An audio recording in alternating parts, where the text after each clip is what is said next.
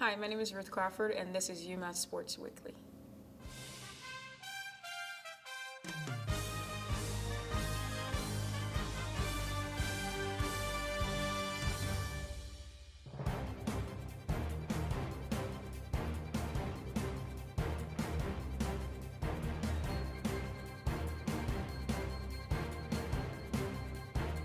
So where are you from? Good question. I'm from everywhere.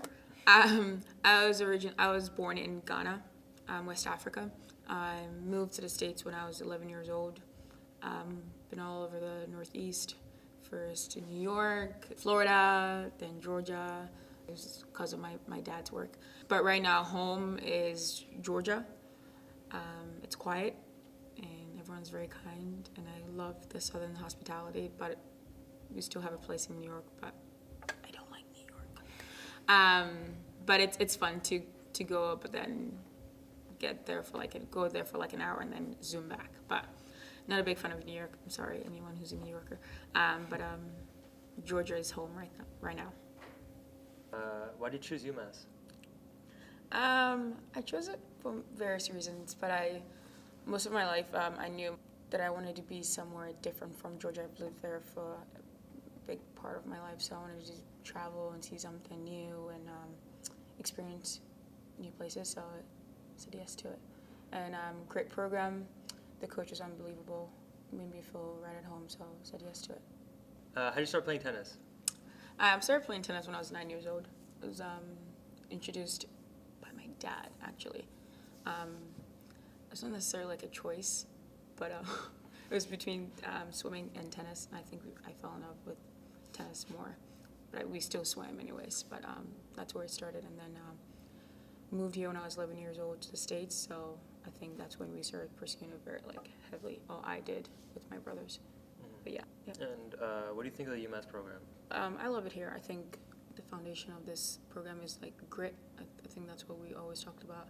I think UMass athletics and in particular our sport embodies that. Yeah, I love it. Tell me a little bit about your tennis career.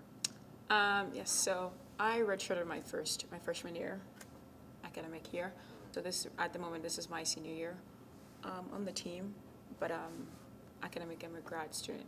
But tennis career so far has been it's been amazing. I played one majority of the years, and at the moment I'm playing 3, and it's been great. Another part of it is that I'm also the captain of the team, which is a great responsibility. And what about academics? So at the moment I'm a grad student. I graduated with a BA in Afro-American Studies. At the moment I'm studying education. I work at the local middle school here down on Chestnut, the Amherst Middle School. So in the morning I'm there from 7 to 11, and then I'm on the court for practice, and then I have classes after that, and keep it rotating. So essentially that's what my life encompasses right now as a grad student. Yeah. So I know you didn't play your first year. What was it like getting accustomed to UMass and the program?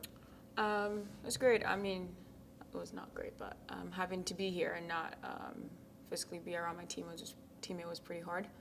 But I got time to focus on academics, which was very important to me, knowing that I need to prepare myself for my first year on the team. However, I did everything possible to make sure I was ready in terms of physical playing and getting myself prepared for the next year.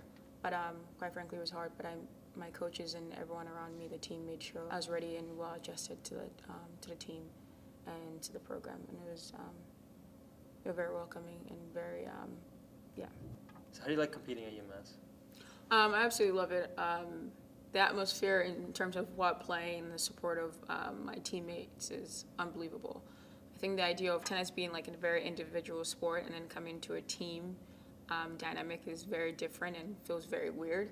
I think the coaches and our team does a great job in terms of having someone just dive into it, just feel comfortable in their first year. So it's been amazing, and I absolutely love playing every single time with my team next to me, sharing. They're very supportive in that. So with that, I'm very comfortable, and I absolutely love every single time we step on the court because I know my teammates are going to be there for me and support me in every single thing I do, on and off the court, as well as my coaches. Yeah. And what would you say is your greatest accomplishment? My greatest accomplishment, 2 years ago, we won A-10s, which is our conference tournament, and we absolutely killed it, and we ended up heading over to NCAA's since I think we haven't been there for maybe a decade, or have not won A-10s for over a decade. So it was like a great accomplishment for me and for a bunch of my teammates that were with me during that time, and for previous teams that were there before I got here. So it would, yeah, I believe that would be my greatest accomplishment here at UMass and on the team so far. Yeah. How do you feel tennis has changed since you got here? For me personally, I would say before getting here, I kind of like, not necessarily like hated playing, but I did not necessarily enjoy myself when I was on the court as much as I do now. But being in the team environment and having to learn a lot about myself, like tennis has helped me understand myself a little bit more, who I am as a person. So in that sense, I've changed a lot, and it has changed me.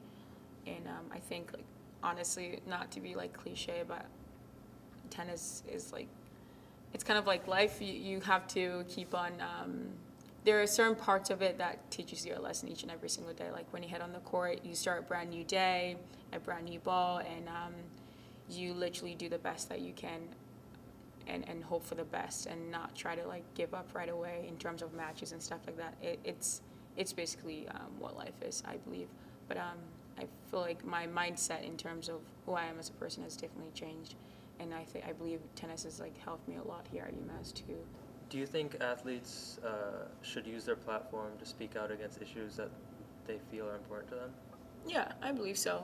I think athletes have a platform like no one else. So if they have a crowd and if they have an audience, I believe if there's any issues regarding, I guess like race, sex, or anything that they would like to talk about, they should feel comfortable talking about those issues and reaching out to the community that they're in, and hope that they can make some sort of change.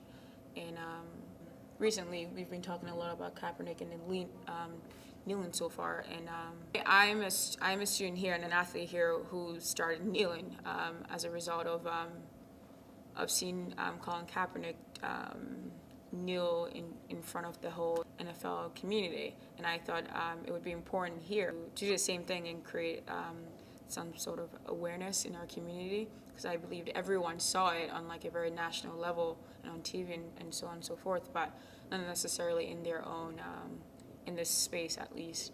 So I began kneeling, researching for myself, talking to my professors, my coaches, and it's something that I went to my coaches and made sure they knew about me kneeling, and also talked to my athletic director about it and everyone around, just to make sure they knew why I was kneeling and where I was coming from, and they've been very supportive about it. To answer your question, I believe athletes should have the platform and should speak up regarding the platform that they have to talk about anything that is important to them, and everyone should listen regardless of their race, gender, or sexuality. Yeah. And you said that you spoke to like coaches or like an athletic director. Yeah. Was the response always supportive, or was there any? Well, I'm a big talkative in this department, so I like to talk a lot and I like to talk to everyone. So, in terms of, I'll just say this: I've tried various times to create like a very student athlete black union in this space, and it's been hard. I think I started when I was a sophomore, and I tried reaching out to people and tried reaching out to my assistant AD during that time, and it was pretty hard to do that. So I didn't get anywhere to do that, so I felt a little bit discouraged in that sense. But as time went on, I thought I would take the initiative, having that we had Kaepernick whole story going. I thought this is a way to get my foot through the door and for people to like see me. So I would say it hasn't been, but I think when it comes to a big national issue like this, or even international issue like this, I think they're open to it. They've been understanding so far, and I highly doubt they're not going to be anymore. Based on your activism interests, What do you feel about the recent events happening at UMass? I would say it's not surprising to me. I feel like since I've been on this campus, things like this have been repeatedly happening. When I was a sophomore, someone went up to Washington, I believe, or was it Coolidge, and wrote something really disgusting on the Harambe floor, which is the African American dorm floor. It's like a little community, and someone just wrote something really, really disgusting. So every single year that I've been here, there's been something that's happening. And in terms of like our dean and admin doing something about it right away, I don't think they've been doing such a great job about it. I mean, we get like emails about it and then have little talks, and then it's like, oh yeah, take a class, and then that's it, and it's going to count towards your credit. I find that to be very insulting, and it's continuously. So we see that it happens once, and we say go to a talk or do this, and nothing has been done, and it happens again, and I don't see it change. I mean, sometimes our professors are told to talk about the issues that happen on campus.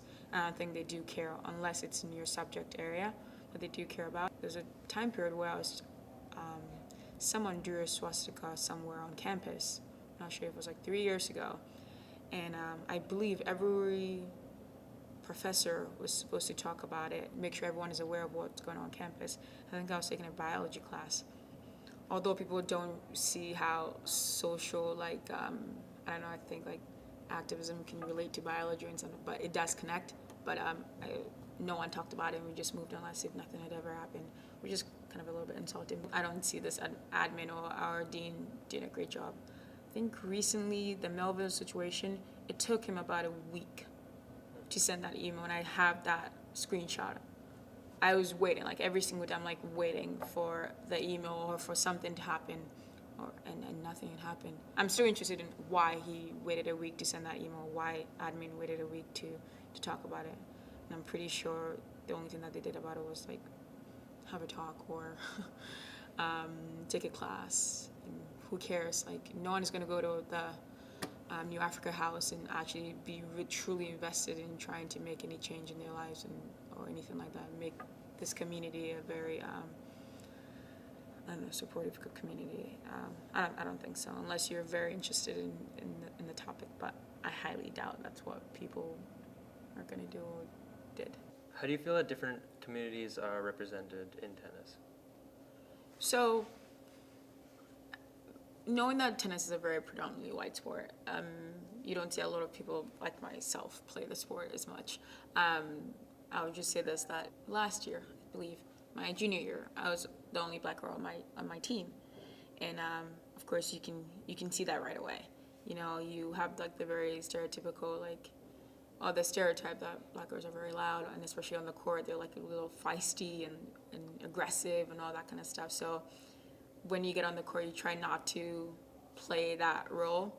However, it's kind of funny to say that that's how I play. Like, I'm not going to get any quieter. I'll be loud. I'll be in your face. In terms of how they represent, I mean, it's hard, you know, because you have someone like Serena Williams, you know, almost a majority of, I'm not going to speak for everyone, but like a majority of black girls like myself look up to her because of all the stuff that she's done in terms of like standing up for her self-image.